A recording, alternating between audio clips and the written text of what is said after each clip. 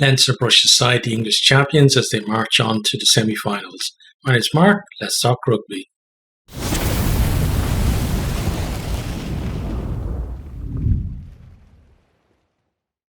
This one started with Leinster on the attack, very quick out of the blocks. Keenan beats Brown to the kick-off. Leinster then hold on to the ball. Leicester kind of standing off them a bit in defence. They do have shooters coming up, but other than that, not really contesting at the ruck. Leinster able to work their way into the 22. Ringrose then sells a dummy and goes through a gap to score under the post. It's converted by Ross Bunworth 7-0. Porter then gets pinged for offside and Pollard pops the penalty over 7-3. Decent response from Leicester. Furlong has to go off for a butt injury at this stage. He does come back on later. Leicester then win a scrum penalty as Porter pops up in the scrum. They kick it up the line. By the way, that was actually the last scrum that Leicester won in the game. But at this stage, they kind of done well since they went behind. Not panicking, worked their way back into the game. Leinster then get back on the front foot. Nice skip pass from Keenan, finds Sheehan in some space out wide. He then finds O'Brien, who breaks deep into the Leicester 22. Brown did well to take him down as he kind of stepped back inside and looked to go further. It's then Leinster's turn to win a scrum penalty, and they go to the corner. Leicester putting in some big hits in defence. They manage then to turn the ball over and they're able to clear. Leinster, though, strike again from the back of a scrum in the 22. Jameson gives a park to Jimmy O'Brien at the back. He goes through a gap and then puts Ringrose under the post. It's converted for 14-3. Leicester tried to come back on attack from the restart, but spilled the ball forward. Sheehan gets there first, pops it up to Lowe, who comes forward, beats a would-be tackler, and then a great kick forces Pollard to take it into touch because you had two Leinster chasers. It was going to be a 50-22 anyway, and you just had to do that to make sure that it wasn't going to be a try. Leicester then, they nicked the line out. Actually, it's Anthony Watson at the front, and they're able to work it back upfield. James Cronin, though, is off his feet at a ruck, and Leinster kicked the penalty into the 22. Starting to turn the screw a little bit at this stage. Leinster then, they go through the phases, but Reffel does really well to get over the ball, wins a penalty, and they're able to clear. He had a great game in a losing side tonight, and he seems like he should be the 7 for Wales, but we don't know what Gatland's thinking at the moment.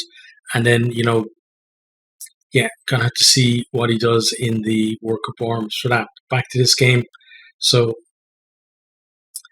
Leicester, they're hanging on in there, but I feel like they do need to offer something in attack.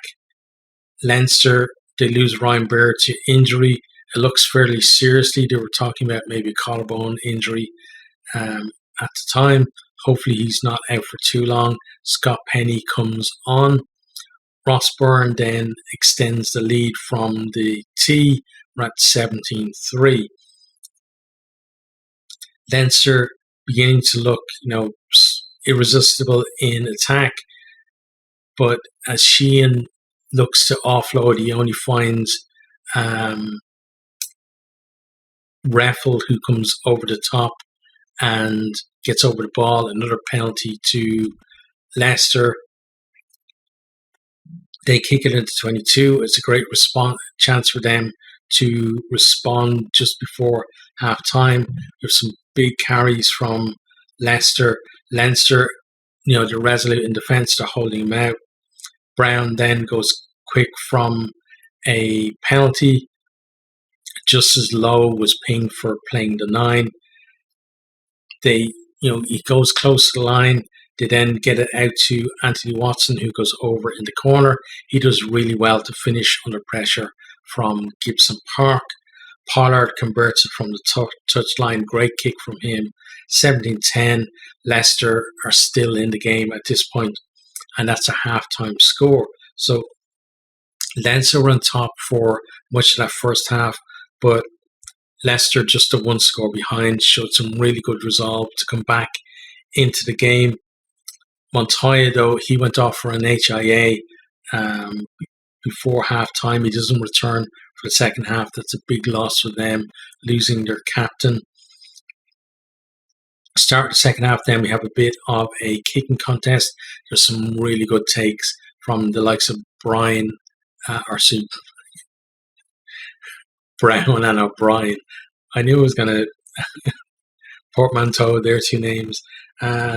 Leinster then pour forward as they attack off a quick tap free kick from a scrum. They're in the shadows of the post, but they get pinged for an neck roll. They said on commentary that it was Furlong, but I don't think it was Furlong. It looks like it might have actually been Gibson Park.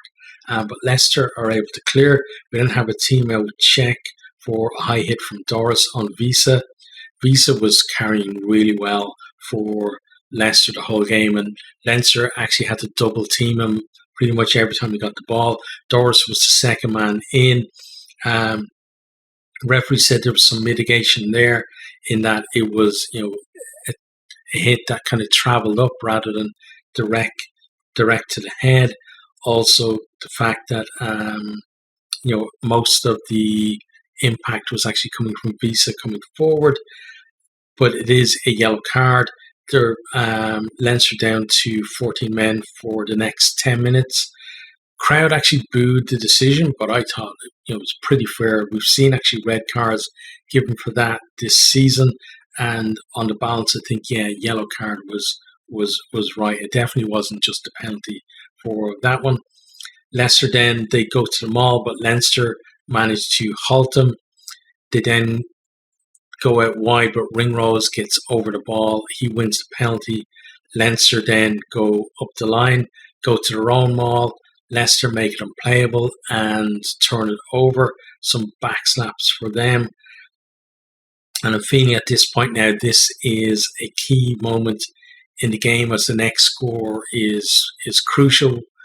Leinster down to 14 and, Leicester just that one converted try behind. Leicester's 7-man scrum then just absolutely monster the Leicester pack. They win the penalty. Byrne slots that, makes it 20-10, and Leinster with a bit more of a cushion then. And I felt like that was a real big G up to not just the Leinster pack, but the rest of the players on the team and the crowd as well. Leicester then replaced both of their props. Probably thinking, well, we don't want the referee getting the idea that it's always us giving away the penalties. Leinster then score a try with 14 men. Jimmy O'Brien offloads, puts Ringrose through a gap. He's got options on either side. He could even go on his own and complete his hat-trick, but he decides to put the team first, puts it inside for Gibson Park, who scores under the post. That's converted for 27-10. And again, it feels like just the last couple of minutes have been huge in determining the outcome of the game. James Lowe then, I shouldn't be laughing because the guy is injured, but he injures himself in the celebration, kind of jumps up to do a fist bump and seems to tweak something in his leg. He was replaced by Frawley. Again, with regard to him and Montoya, I hope that both of them come back, fairly soon, and they're able to make the World Cup.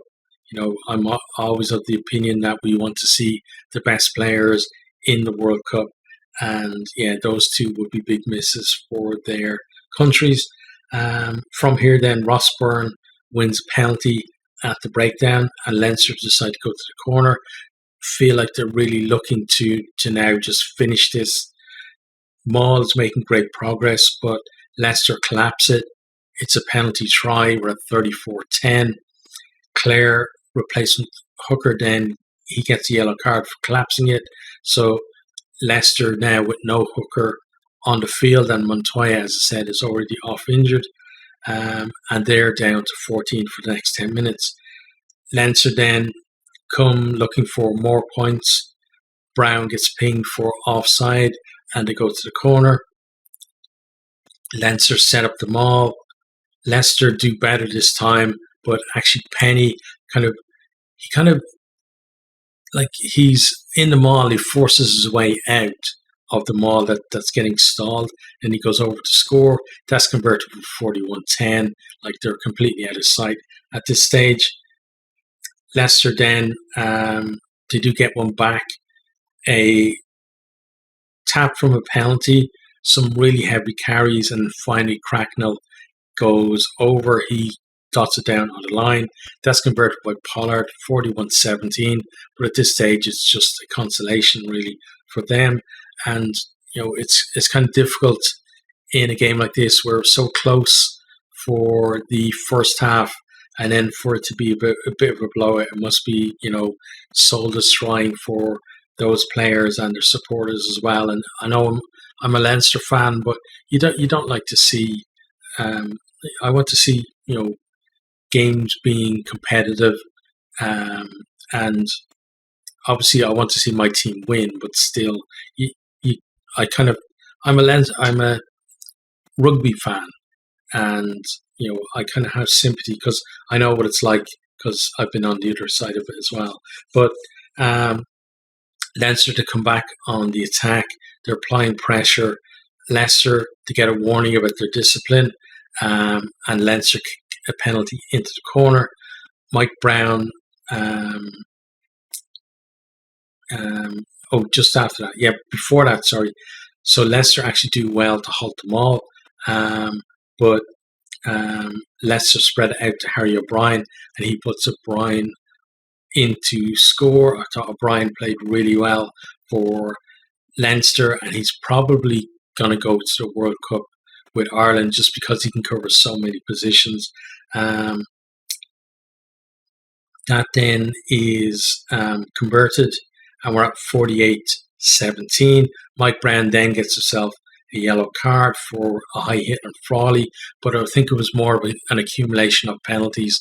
The fact that they were warned, because I could see that just being a penalty, but the referee was talking about accumulation of penalties. So I think that's what the yellow card was actually for.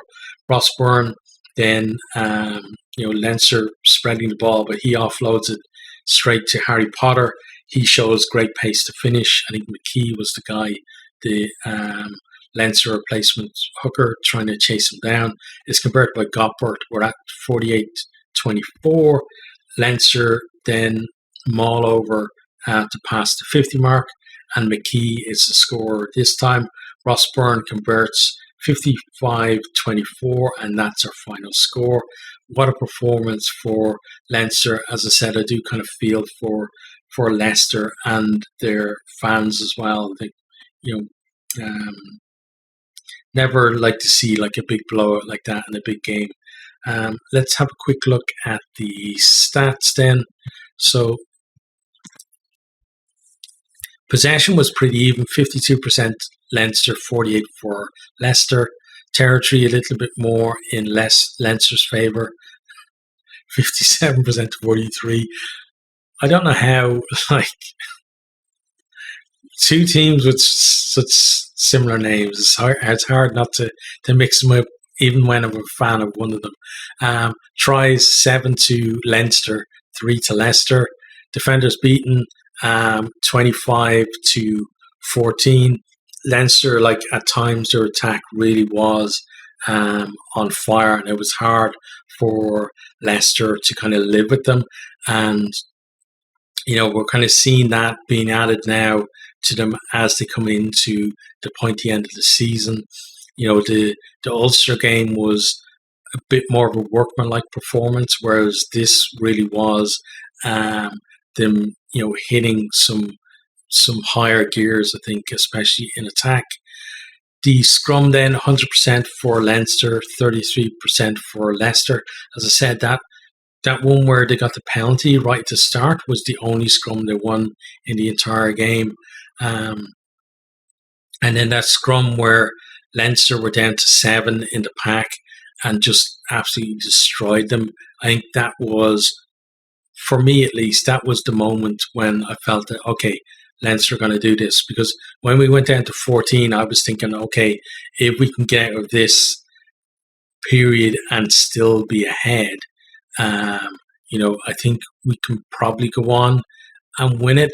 But like in that yellow card period, we just pulled so far ahead, and that scrum penalty was the catalyst to the whole thing.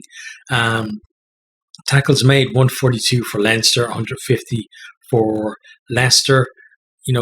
Shows kind of that Leicester did come to put it up to them, because generally Leinster will make the other team make roughly about 50% more tackles in a game. So fair play to Leicester for really giving it a go. Meters made, though, 512 for Leinster, 277 for Leicester.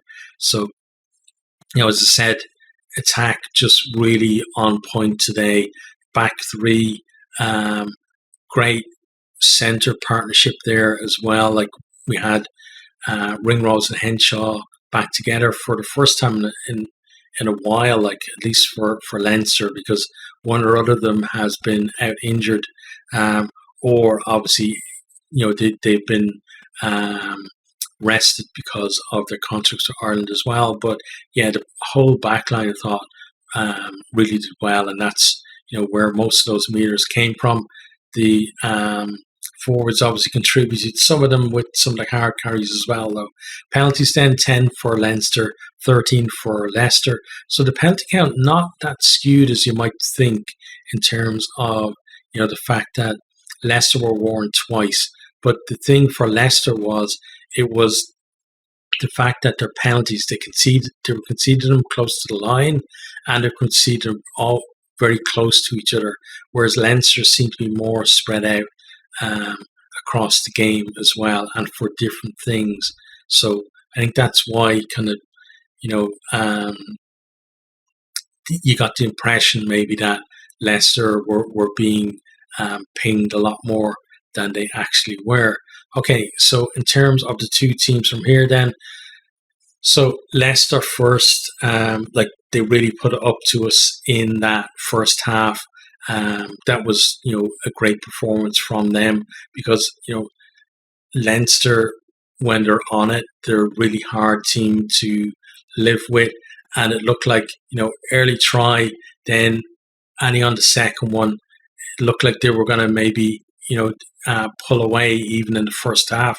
But Leicester dug in, they got their own try back, and, they did really well there. And it was just that period there, again, around that scrum with Leinster down to 14, that for me was just a big turning point in the game. But yeah, like Leicester, they came. I think the thing is that they're not really the force that they were in Europe. And last year we saw that, it was the same kind of matchup as well in at this stage between themselves and Leinster, and they lost that one. But there they were kind of putting themselves right, if you were. Whereas this year they have progressed a bit. Obviously, champions of England last year, but still I think they're kind of similar to Munster, where they need that little bit more development, I think, in their game, and just experience for their players overall as well, to really compete at the sharp end in Europe. For Leinster, like they're just, they're looking very ominous now into a semi-final, but there's a lot of hard work to come from here.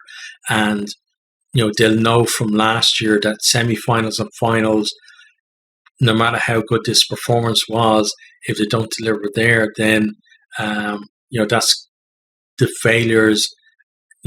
To actually go on and win either the semi-final or the final will be the thing that people are going to talk about. So they're going to want to kind of park this and then get back to the URC and build for that semi-final against either Toulouse or Sharks. Whoever their opposition is going to be, it's going to be a tough day out. And again, they're going to have to be firing on all cylinders, I think, to get through that.